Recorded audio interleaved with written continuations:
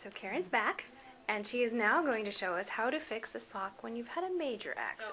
So, when you have extra yarn of the type that you use to knit a sock or whatever it is that you're fixing, it's usually best, like in this case it's a mitered heel, to try to remove that part. You Sure. pick up your stitches here, and you pick up your stitches here, and you re-knit a heel. And just, cut out the old and add the new. That's the best way to do it, because this kind of thing is tedious and strange and, not very fun. No one wants to do it. Yeah, no one really wants to do it. But it is possible. It is very That's possible. What you're going to tell us. There's a couple different ways to do it, and the way I like to do it is sort of a weird technique. What I'll do is I have some very, very fine knitting needles, and they don't have to be this fine. I just prefer it. These are actually triple aughts. Oh, wow. Yeah. Okay. And I use them for repair work. Super skinny. Super skinny. So, I mean, really anything will do if you have size zeros or things like that. So what you're going to want to do is find a nice solid row that doesn't look like it has too much wearing. It's well felted. Mm-hmm. So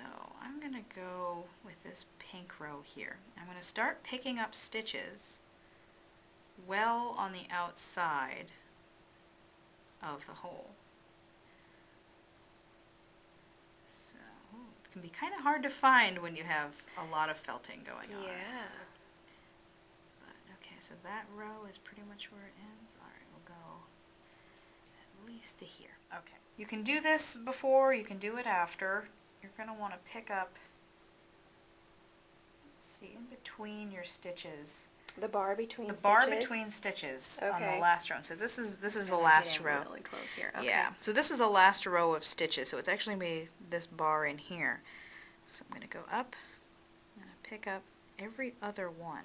Oh, okay. It can be really hard to find them in here. It's amazing that they're still intact.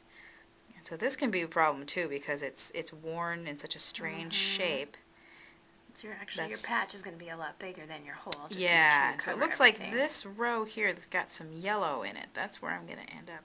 This is one reason I really like variegated sock yarns.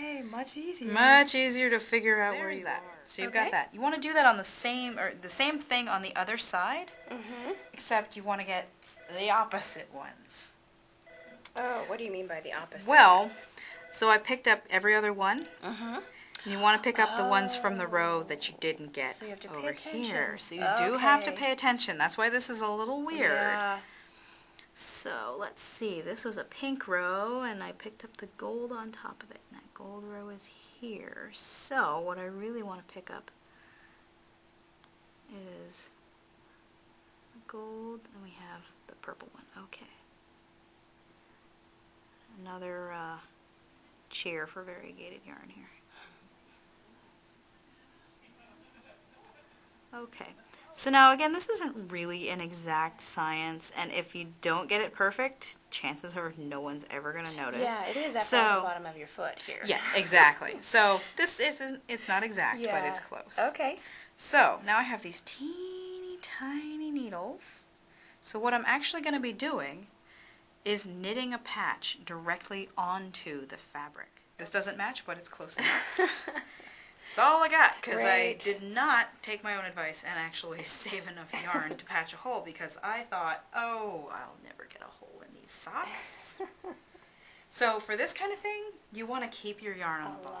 Okay. Yeah, right. So because you're just knitting from knitting ball. off, just like regular. Okay. So I'm going to pick a very small needle to do this. I'm going to go with my zeros here, my lovely Harmony zeros.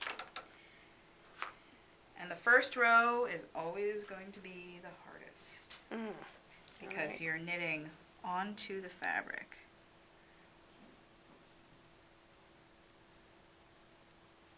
But you've already picked them up, so it's not You've already too picked them bad. up, yeah. So as long as you can get your needle through those stitches, you should be fine.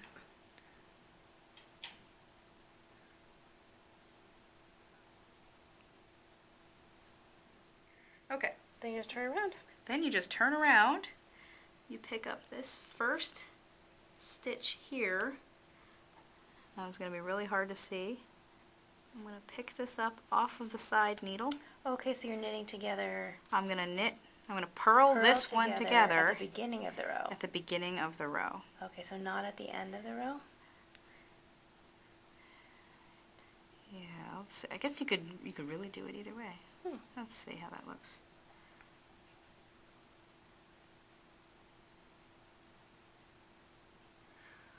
Yeah, I think I'll try it both ways. Okay. And just Do what looks good? do what looks good. Yeah, and in this case Or it was. in my case, what works, because Yeah. it is the bottom of my heels. So I don't Right, care. right. Yeah, this is that kind of case. So let's see. Yeah, that one was a little high up from where my actual stitch so you was. might have just a tiny little gap there. Yeah. So in this case, purling together at the beginning of the next row was actually a better solution. Okay. So I'll just purl to the end here and then turn it around and knit together at the beginning of this row. Okay, and then you'll start alternating then. Then I'll start alternating. Yeah. So this is slightly tedious, but it's a lot easier than trying to do a full graft Right. or even Swiss darning over the whole thing.